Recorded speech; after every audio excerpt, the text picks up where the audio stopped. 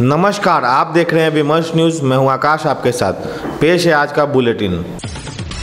बृहस्पतिवार को किशनगंज में 70 मीटर लंबा पुल का पाया धंस गया। बहादुरपुर प्रखंड के बांसवाड़ी गांव में 2011 में बनकर तैयार हुआ था। पुल नदी की धार में धंस गया।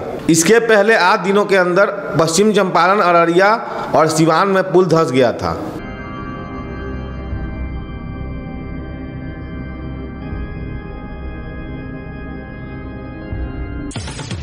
दूसरी खबर शिक्षा संबंधी है। एस सिद्धार्थ कोशिश कर रहे हैं कि के पाठक की तरह शिक्षा सुधार करें।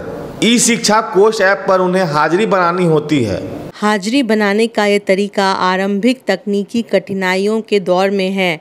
ऐसे फोटो वायरल हुए हैं जिनमें शिक्षक स्कूल के टॉयलेट की छत पर चढ़कर या पेड़ पर नेटवर्क की तलाश कर रहे हैं। ऐप से हाजिरी के तरीके को लेकर सिद्धार्थ अपने वरीय के पाठक की तरह जिद में नहीं अड़े हैं, बल्कि पहले 3 महीने तक शिक्षकों को रजिस्टर और इस ऐप पर हाजिरी बनानी होगी। यानी ऐप पर हाजिरी नहीं बनने से उनकी उपस्थिति अमान्य नहीं होगी। बृहस्पतिवार को देर से आई खबर ने शिक्षकों के एक हिस्से को निराश किया। सुप्रीम कोर्ट ने उन्हें कोई राहत नहीं दी है। आज के फैसले में कहा गया है कि शिक्षक अगर परीक्षा नहीं देना चाहते हैं तो नौकरी छोड़ सकते हैं। सुप्रीम कोर्ट ने कहा है कि शिक्षकों को साक्षरता परीक्षा देना ही होगा। नियोजित शिक्षकों को सरकारी नौकरी का दर्जा तभी मिलेगा जब बिहार बोर्ड द्वारा संचालित किए जा रहे साक्षरता परीक्षा को पास कर जाएंगे। ये शिक्षक परीक्षा में बैठकर नौकरी गंवाने से बचना चाहते हैं। जब उन्हें नीचे की अदालत से राहत नहीं मिली तब सुप्रीम कोर्ट तक पहुंच गए थे। बृहस्पतिवार को आए सुप्रीम कोर्ट के निर्णय से उन्हें कोई राहत नहीं मिली। मानसून की पहली बारिश पटना पहुंच गई है। पटना में 2 घंटे तक जमकर बारिश हुई, परंतु इस बारिश से पटना में जल जमाव हो गया। बृहस्पतिवार को हुई इस बारिश के 2 दिनों पहले थोड़ी बारिश हुई थी। पटना की कंक्रीट की दीवारों तथा लोगों के मन मिजाज भी भीग गए। तीसरे दिन की इस वर्ष में मानसून का एहसास उमस जैसी गर्मी से परेशान लोगों को राहत दे रही है। संसद के विशेष सत्र में द्रौपदी मुर्मू ने सभा संबोधन किया है। लोकसभा का पहला सत्र सोमवार को शुरू हुआ था। उन्होंने कहा कि भारत गणतंत्र के रूप में 75 वर्ष पूरा करने जा रहा है। 25 जून 1975 में लागू इमरजेंसी संविधान पर सीधा हमला था। आपातकाल से देश में हाहाकार मच गया था। संसद के विशेष सत्र में राज्यसभा और लोकसभा की संयुक्त बैठक को राष्ट्रपति द्रौपदी मुर्मू ने संबोधित किया। 18वीं लोकसभा के गठन के बाद संसद की संयुक्त बैठक में मुर्मू का ये पहला संबोधन है। लोकसभा का पहला सत्र बीते सोमवार को शुरू हुआ था। इसके अलावा राज्यसभा का 264वां सत्र आज 27 जून से शुरू हुआ। उन्होंने कहा कि आने वाले युग कुछ महीने में भारत एक गणतंत्र के रूप में 75 वर्ष पूरे करने जा रहा है।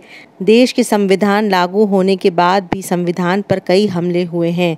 25 जून 1975 को लागू किया गया आपातकाल संविधान पर सीधा हमला था।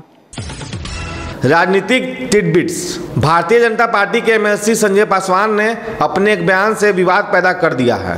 संजय पासवान ने कहा कि नीतीश कुमार के साथ अगर चुनाव नहीं लड़ते तो चुनाव नहीं जीत पाते और बीजेपी का खाता भी नहीं खुलता। मुझे लगता है कि राजनीतिक तौर से बिल्कुल इस बात की आवश्यकता है और मुझे तो कभी कोई गुरेज नहीं कर इस बार हम लोग के साथ अगर नीतीश नहीं होते तो बीजेपी जीरो पे उठ रहा था।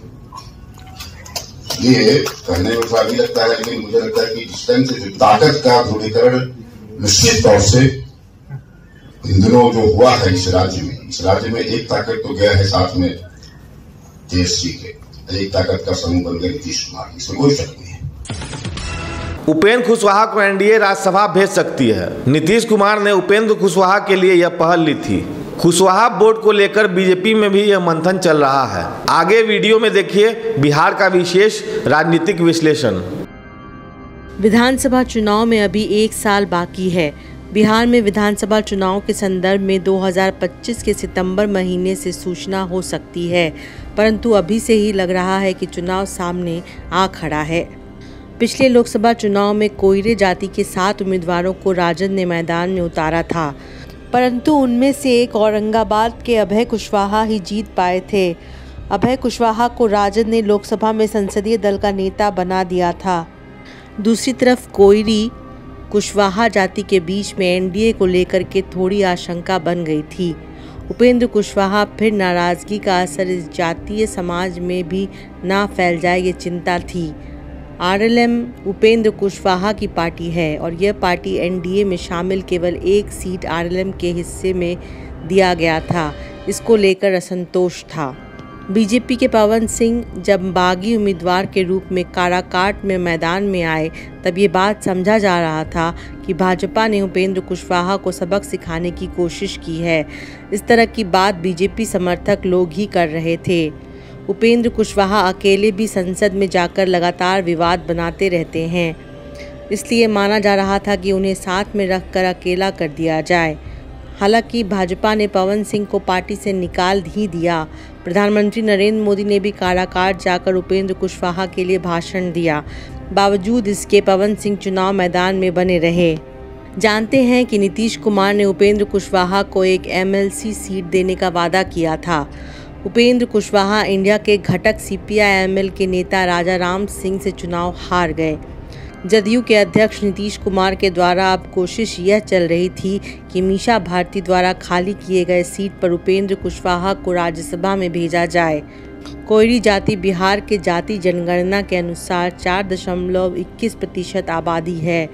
कुर्मी और कोयरी जाति से मिलकर नीतीश कुमार के लिए आधार तैयार किया था। सन 2000 के पहले इन दोनों जातियों का मिलकर गांधी मैदान रैली नए जातीय समीकरण का आगाज था। जातीय सम्मेलन को करने वाले तो कई अन्य लोग थे, परंतु यहाँ से नीतीश कुमार राजनीति के केंद्र में आ गए थे। इसके बाद नीतीश कुमार ने लालू प्रसाद यादव का साथ छोड़कर शुरुआत की थी। जातीय जनगणना के बाद बिहार में पहला चुनाव होता है, 2024 का लोकसभा चुनाव।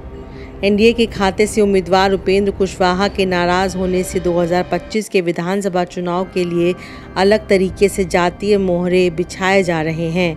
इसी वजह से मीसा भारती के द्वारा खाली किए गए राज्यसभा सीट पर एनडीए की तरफ से उपेंद्र कुशवाहा को उम्मीदवार बनाया जाएगा।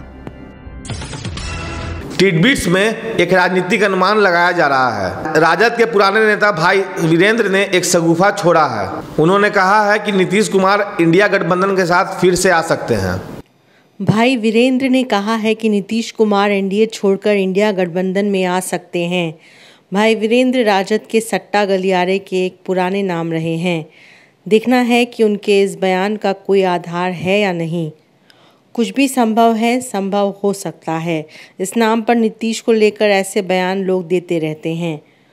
भाई वीरेंद्र के बयान की कोई पुष्टि नहीं हुई है। देखिए अपराध संबंधी विशेष बुलेटिन। वैशाली पुलिस ने अपराध की एक योजना को रोक दिया है। अपराध की योजना बनाते हुए वैशाली पुलिस ने 4 लोगों को गिरफ्तार किया। हथियारों के साथ गिरफ्तार हुए हैं लोग। इन लोगों ने अपना पहले का अपराध स्वीकार किया है।